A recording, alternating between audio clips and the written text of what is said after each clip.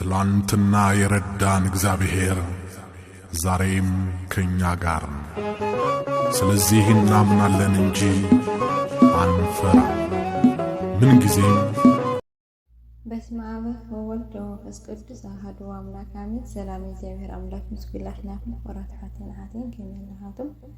አነ ሰላም እግዚአብሔር ይመስገን ይሁን። መስዋዕትን በዘለሁ ወበታም በዘለሁ ሰዓት ሰላም ሆነ በአንተ ተስፋዬ ብናይ ጥያስ ወድ ሲራክ ምዕራፍ 2 ምዕራፍ 3 ሒዘ ቀሪው ነይረ ሕዝን ካፍተ ዝሓለፈ ዝቀጽል ኮይኑ ምዕራፍ 4 ምዕራፍ 5 ሒዘ ቀርበለሁ መልካም ጊዜ ካፍተ ዝሓለፈ ንምዝኽኻር ዝኣክል ከምቲ ገሃጽ ንዝብል ሓውማይ ዘጥፍኦ ንድኻ ምምጽዋት ከዓ ንሓጢኣት ተጥፍኦ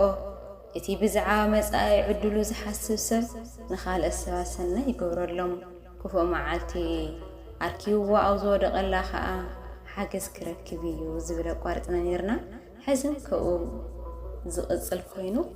ጥበብ ኢያሱ ወዲ ሲራክ ምዕራፍ 4 እዚ ይመስል።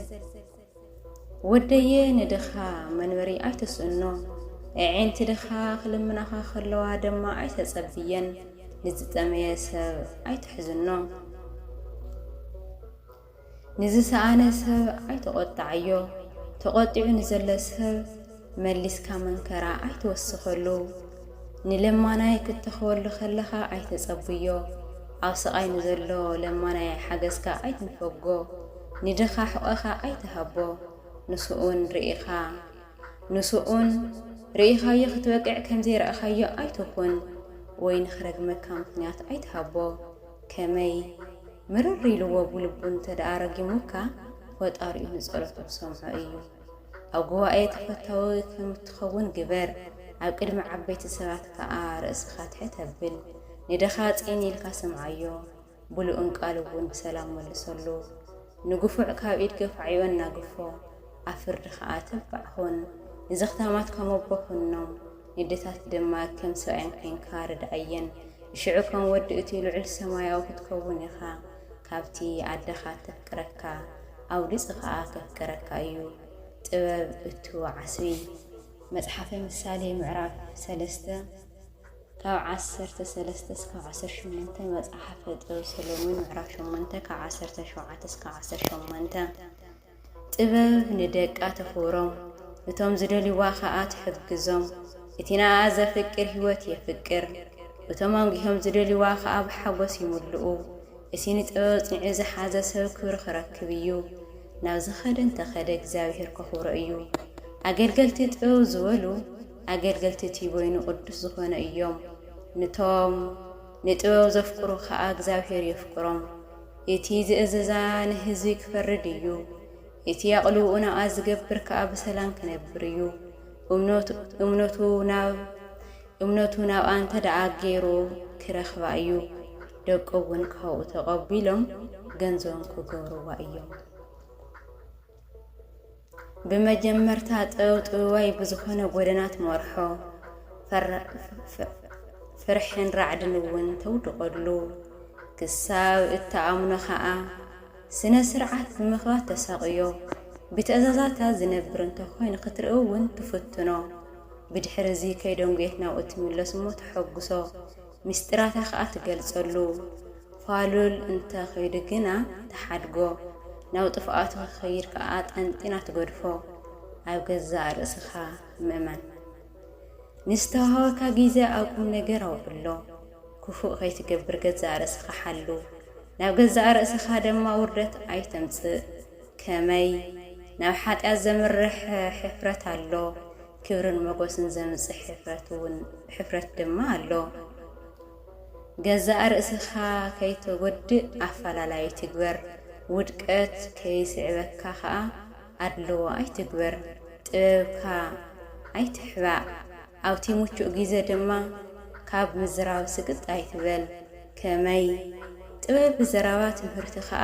ከኣፍ ብዝወፅእ ቃላት እዩ ዝግለጽ ኣንጻር ሓቂ ኣይትዛረብ ኩሉ ነገር ከም ዘይትፈልጥ ከዓ ዘክር ከይሓፈርካ ሓጢኣትካ ተናዘዝ ንዋሓዚ ማይ ክትዓግቶ ኣይትፈትን ገዛእ ርእስኻ ንዓሻ ሰብ ኣይትግዛእ ጽልዋ ህዝሪኢኻ ድማ ኣይተሻሩ ምእንቲ ሓቂ ክሳዕመቱ እውን እንተኾነ ተጋደል እግዚአብሔር አምላክ ባዕሉ ክዋግአልካ እዩ ኣብ ምዝራው ህውኽ ኣውዕዮ ሕማቕን ሸለል ባህላይን ኣይትኹን ኣብ ገዛ ከም ዝጓዝ መንበሳ ኣይትኹን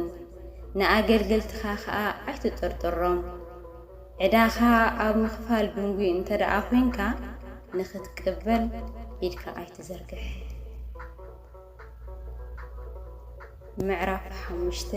ብሃብትኻ ኣይትመካሕ እምነትካ ኣብ ገንዘብ ኣይትግበር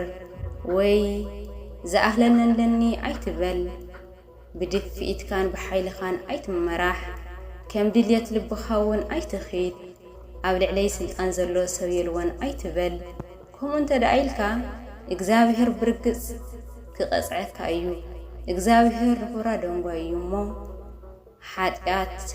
ገይረ ዝበጽሐኒ ጉድኣት የልዎን ኣይትበል ሕድገት ሓጢኣት ክረክብ የልካ ብምትእምማን ኣብ ልዕሊ ሓጢኣት ኣይትወስኽ ምሕረት እግዚአብሔር ዓብዪ እዩ ስለዚ ሓጢኣት እኳ እንተብዛሕኩ ክሓድገሊ እዩ ኣይትበል ከመይ መዓትን ምሕረትን ክልቲኡ ምስኡ እዩ ቁጥዑኡ ድማ ኣብ ርእሲ ሓጣን እዩ ዝዓርብ ናብ እግዚአብሔር ምምላስ ኣይትደንጉ ሎሚ ጽባሕ እናበልካ እውን ኣይተድሕርሕር ከመይ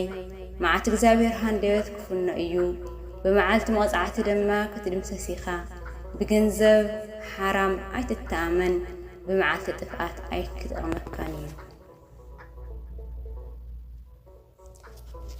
ቅንዕናን ገዛእ ርእስኻ ምግታእን ዝነፈሰ ንፋስ ኣይውሰድካ ብኻልእ ሰባት እውን ኣይትመራሕ እቲ ክልተ ዝመልሓሱ ሓጥእ ጥራይ እዩ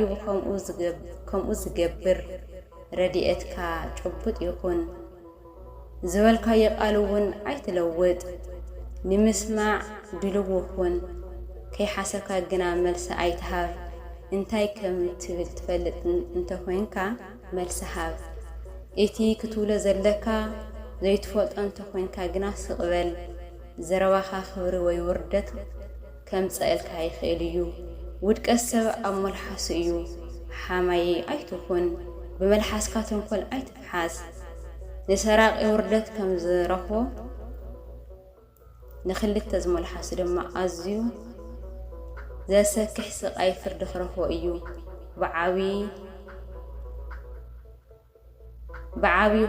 ብዓብዪ ይኹን ብንእሽተይ ነገር ማዕነዊ ኣይትኹን ይብለና አሜን ስለ ቃሉ የቃሉ ባለቤት ቅዱስ እግዚአብሔር አምላክን ዝኸብረስ ተመስገን ይሁን ዘወደቀ ዝተረፈ በአፈ ቅዱስ አምላክ ታረመልይ ናይ ጠብያስ ወዲ ስራት ጸጋ በረከት ይደረና ምዕራፍ